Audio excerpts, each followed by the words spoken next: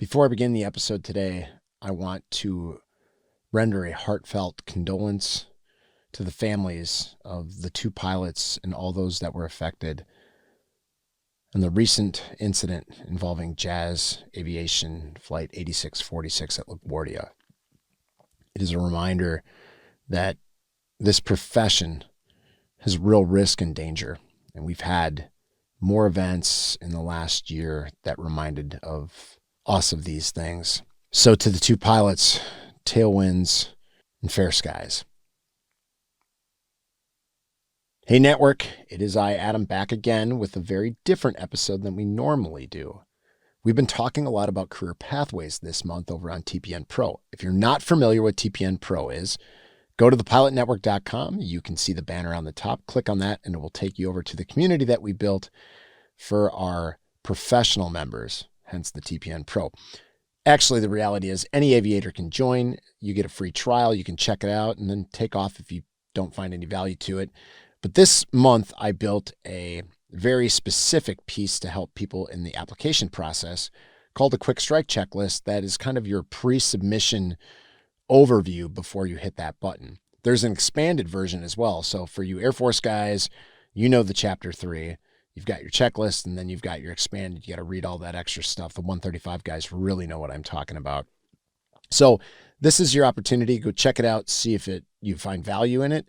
And I kind of used a lot of my experiences as I built this out.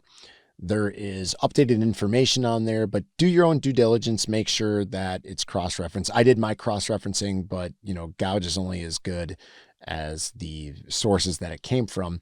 And although I did the research, I'm pretty fallible. So make sure you double check while you're taking a look through.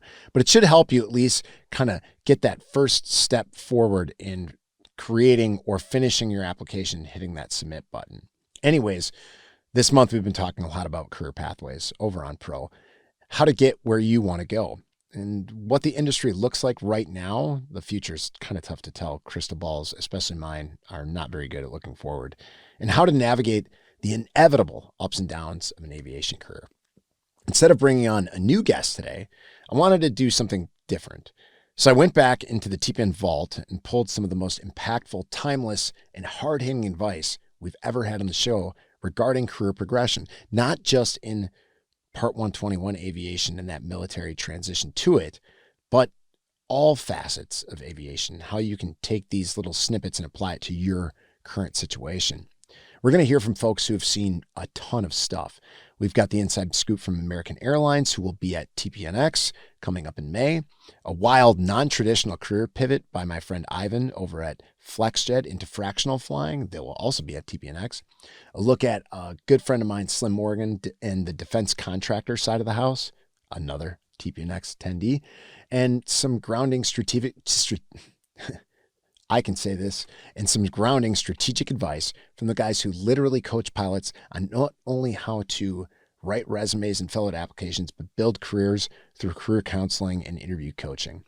So whether you're a 500-hour CFI trying to figure out your next move, a military pilot staring down transition, or a regional captain waiting for that phone to ring, this episode is a brief blueprint. Let's get into it. First up, we're going back to my conversation with Dena Payne-Smith, the senior manager of pilot hiring at American Airlines. When the hiring wave slows down, people start to panic. But Dena laid out exactly what American is looking for, and more importantly, the one mistake too many pilots make when they think they aren't ready yet. There's some pre-qualifying questions that you have to ask in order to be able to complete your application. Right? Do you have an unrestricted ATP, the first class medical, the right to work in the United States unrestricted? So there are some pre-qualifiers. Most of us can answer that, or most of you pilots can answer that. If you can get through that part, submit your application, even if you don't think it's all the way ready. For me, and a lot of people that I meet are kind of like me, sometimes you need that little motivation.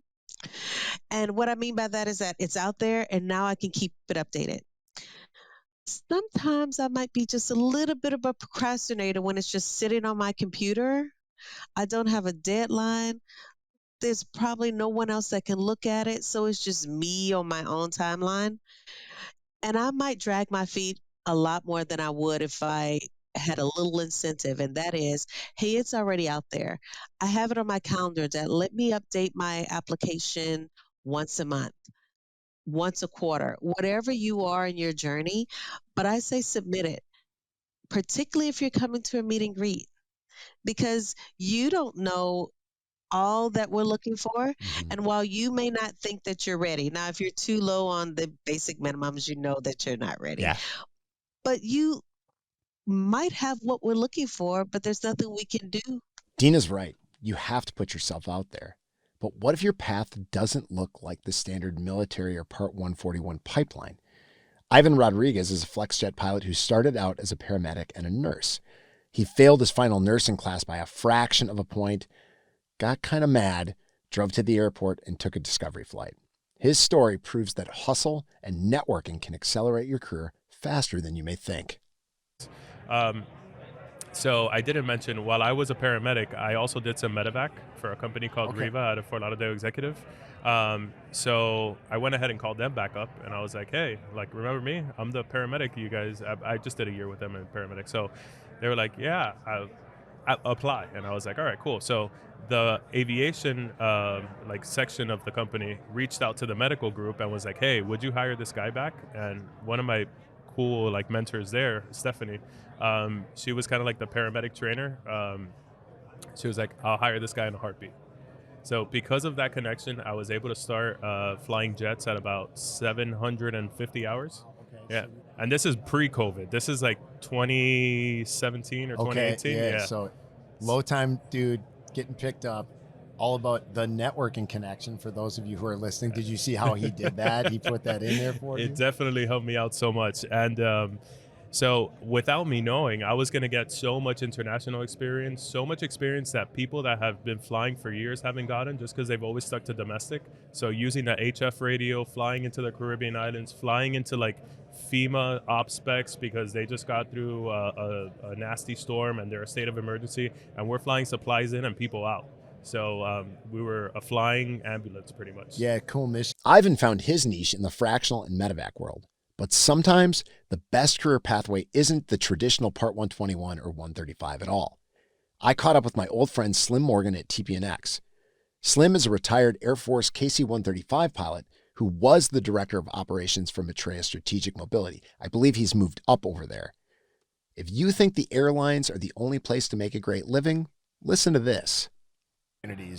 They see the airlines and they think that's their only route. And I've talked about this numerous times at the conference and on this podcast about we get so one-track minded, and to go look at an opportunity like this is just so much probably out of somebody's ballpark that they may need some convincing first, but then the reality sets in. They go, oh my gosh, this is something, especially for the tanker guys out there, that you're already doing, and you could look at, you're just supplementing, you're adding to your experience bag, which will make you a better aviator in the long run.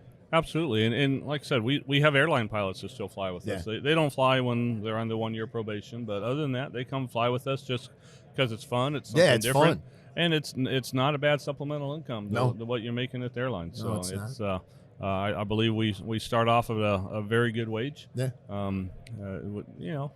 15-year captain, okay, you might make more in the airlines, but I would bet that most people would start off at a higher wage with us than they would with the airline.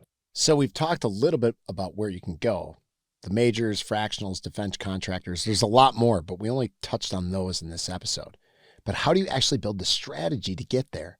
James O'Neill from Raven Careers has helped thousands of pilots navigate furloughs, hiring booms, and everything in between. He dropped a massive truth bomb about why the most qualified pilots aren't always the one who get the job. And so they think that the most qualified person gets the job. And I wish that was true, because that would be really easy. Yeah. And you actually wouldn't need people like me if that was true. But the reality is the person that gets hired is the person that understands the hiring system the best. That's it. Mm-hmm. And it's why you see our military folks and our corporate folks and our regional folks getting hired at places before other people are. A really great example today, I had a rotary transition guy And he was asking, should he be targeting ultra low cost regionals or majors? And I sat down, went through his background. I explained, hey, look, man, I've got all this data on all these people. And let me tell you exactly what's happening and exactly what people like you are doing. And so we created a strategy probably about 2 months ago. And you know what the cool thing is? Yesterday, we got somebody else with his exact background and interviewed a legacy airline, which was not possible up until apparently last week. And he doesn't know that until I picked up the phone earlier today and called him and said, hey, man, something has changed. Let me tell you exactly what's going on. Let me tell you exactly how it happened. Let me tell you exactly what we did. Now he has the information 6 to 9 months before anybody's going to see it on the internet. Yeah. You have to pay attention to what's going on behind the scenes. And you have to be able to correlate very quickly. What does that mean? When is it a glitch? When is it a trend? And then our job is to make sure we push that information down to the folks that need it before other people are aware of it so they can leverage it. That's the whole secret. Understanding the system is key, but what happens when the system breaks down? We're going to close this out with a pull from the deep archives. Back in April of 2020, right when the world was shutting down, I talked to Charlie Venema, a dear friend of mine and founder of Checked and Set. The industry was in freefall, but Charlie's advice on how to view your career versus your identity is something every pilot needs to hear, whether hiring is booming or busting. And they struggled with that because this job was not what they did, it was who they are. And when you allow this job to be who you are, it becomes perilous, right? And I got to admit, I was that for a long time, right? And it took some self-reflection and some time to come to the point to realize that this job is not who I am, it's what I do, right? And who I am is much bigger and much broader and has contacts and connections and influence far, far greater than my company. And I'm talking about my airline, right? Far greater than my airline. Being an airline pilot and a captain is it's what I do. It's not who I am. And I think if guys can embrace that, right, that you are a much greater piece and have much broader capabilities and capacity than just flying airplanes, then it helps. Man, it's funny. That clip from Charlie, it gave me chills when I listened to it. That was a different time for a lot of us. And I had a lot of memories go through my head as I heard that. The job is what I do. It's not who I am. I still think about that to this day. And I remembered that episode. And when I was listening to these clips, that one just struck a chord with me for so many different reasons. And I think it's maybe the way he said it too, and how much passion he had in his voice. So thanks again, Charlie, for that, because it stuck with me to this day, 6 years later. If there's one other takeaway from this career pathway summary, is that your career is truly in your hands. You have to submit the app like Dena said. You have to network and hustle like Ivan. You have to keep your aperture open to unique opportunities like Slim's operation at Maitreya. And you have to have a strategy, not just a logbook like James pointed out. The industry will always have its ups and downs. But if you build the right foundation, you'll be ready for whatever comes next. Anyways, as always, hit us up at heyguys@thepilotnetwork.com with comments, questions, concerns, complaints, critiques, or anything else. If you like these kind of episodes, let us know that too. And I'll try to pull some other old, beautiful pieces from the archives and bring them to everybody in the digital space. This has been a very interesting time that we've seen in aviation, and it's really a joy to be able to talk to so many people about the career pathways that they have decided to embark on. I hope we can help you with yours. And while you're doing that, just remember, keep the shiny side up, greasy side down. Fly safe, everybody.